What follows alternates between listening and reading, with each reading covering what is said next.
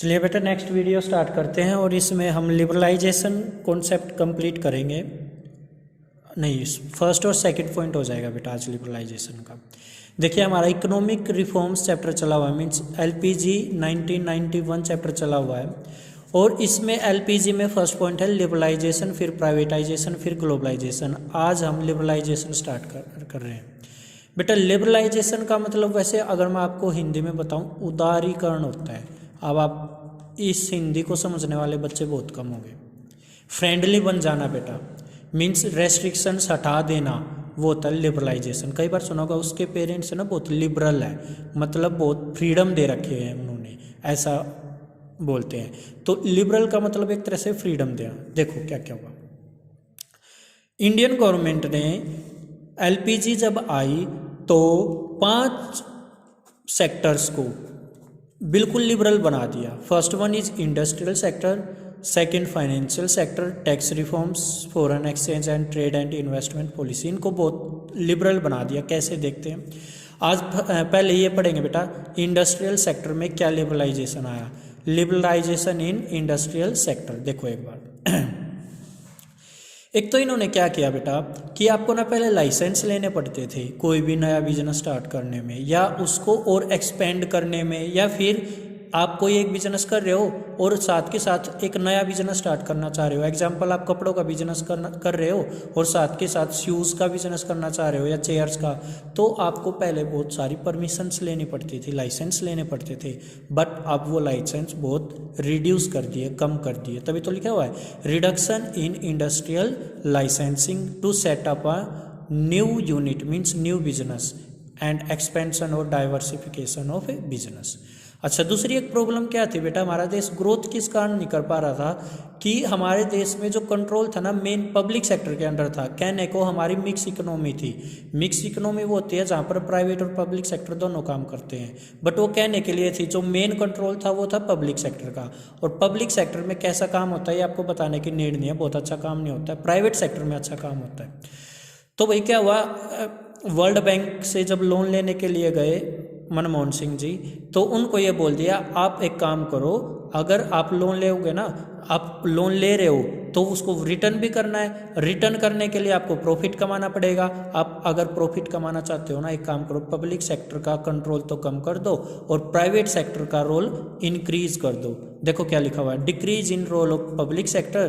पहले बेटा main 17 sector under the control of public sector थे, जिसको घटाकर 3 सेक्टर पे ले आए। और वो 3 सेक्टर कौन कौन से रह गए थे, डिफेंस के, एटॉमिक एनर्जी के और रेलवे के। आजकल रेलवे भी हटने वाला बेटा।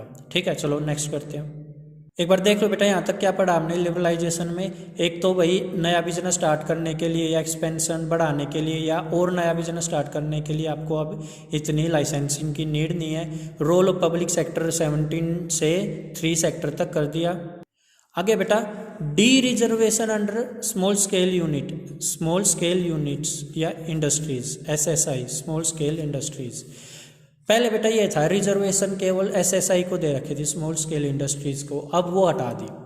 भाई आप कोई भी कैसा भी टाइप का बिजनेस स्टार्ट करना चाह रहे हो आप कर लो, कोई प्रॉब्लम ही नहीं है। ठीक है, आगे है making MRTP act more liberal. इसमें क्या बेटा, पहले ना अगर कोई प्रोडक्ट, पहले मोनोपोली बनाना रेस्ट्रिक्टेड था, अब मोनोपोली नहीं बना सकते थे। अब मोनोपोली बना सकते हो, भाई क्वालिटी का प्रोडक्ट प्रोवाइड कराओ, आप मोनोपोली बना लो, तो इसको और लिबरल बना दिया। ठीक है, पहले मोनोपोली का मतलब तो पता ही होगा, जहाँ पर केवल आपका ही अधिकार हो, आपका ही राइट हो, आप ही किसी एक चीज़ को बना सकते हो और कोई नहीं बना सकता। अब ऐसा कुछ नहीं है, अब कोई भी मोनोपोली बनाओ, आप बेटर प्रोडक्ट प्रोवाइड कराओ तो आप बना सकते हो। तो पहले ऐसा मोनोपोली बनाना थोड़ा रेस्ट्रिक्टेड था, अब उसको लिबरल कर दिया। आगे है freedom of import of capital goods. तो इसमें क्या है बेटा, पहले ना फॉरेन से goods, capital goods means machine वगैरह, मशीन नहीं लेके आते थे, क्यों, वो बहुत महंगी आती थी। अब ये बोला भाई जितनी मशीन लेके आनी है ले आओ, कोई प्रॉब्लम नहीं, आप अपना प्रोडक्ट बनाओ उन मशीन से और उन प्रोडक्ट्स को बेच दो, हमें कोई प्रॉब्लम नहीं है। तो ये फर्स्ट जो हमारा इंडस्ट्रियल सेक्टर में चेंज आया था, उसमें ये मेन 5 चेंजेस आए थे।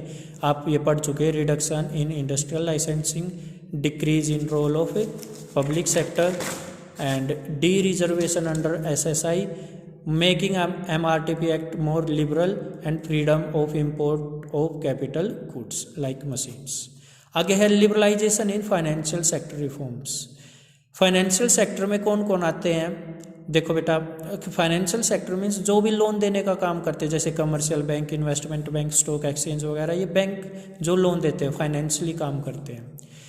तो बेटा इनमें क्या चेंजेस लेके आए लिबरलाइजेशन में? एक तो भैया RBI है ना, पहले बहुत ज़्यादा कंट्रोल करता था कमर्शियल बैंक्स को, उसका कंट्रोल हटाकर उसको अब एज अ रेगुलेटर नहीं, एज अ फैसिलिटेटर बना दिया। मीन्स अब वो फालतू के कंट्रोल नहीं करेगा, अपनी सजेशन देनी है तो दे लो।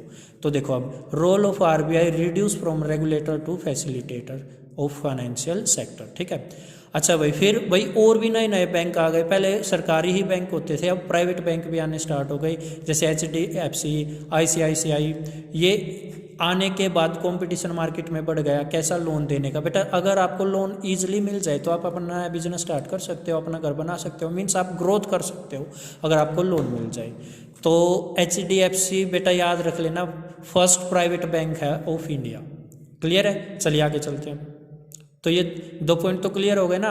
एक तो रोल ऑफ RBI डिक्रीज कर दिया, वो रेगुलेटर से फैसिलिटेटर कर दिया, और प्राइवेट बैंक्स बढ़ा दिए। नेक्स्ट है increase in limit of foreign investment. पहले देखो विदेश की कंपनी हमारे देश में इन्वेस्टमेंट कर ही नहीं सकती थी, एक लिमिट होती थी। बट अब ये बोला भाई 51% तक आप इन्वेस्ट कर सकते हो, आपको कोई रोक टोक नहीं है। तो एक ये मेन जो स्टेप लिया गया लिबरलाइजेशन में फॉर फाइनेंस सेक्टर, एक ये है। आगे ईज इन एक्सपेंशन प्रोसेस। अब बैंक को परमिशन दे दी RBI ने कि भाई आप अगर अपनी कोई नई ब्रांच ओपन करना चाह रहे हो बेशक कर लो, हमारी परमिशन लेने की भी नीड नहीं है। Means bank were given freedom to set up new branches without approval of RBI। ये अप्रूवल पहले लेनी पड़ती थी, मीन्स 1991 से पहले लेनी पड़ती थी, अब ये परमिशन भी लेने की नीड नहीं है।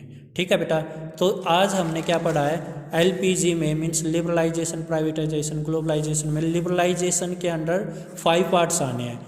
First one is industrial sector, second one is financial sector, third one is tax reforms, fourth foreign exchange, trade and investment is 5th point. तो हम ये 2 पॉइंट कर चुके हैं आज की वीडियो में। ठीक है बेटा, चलिए आप नेक्स्ट वीडियो में टैक्स रिफॉर्म्स पढ़ेंगे। Thank you.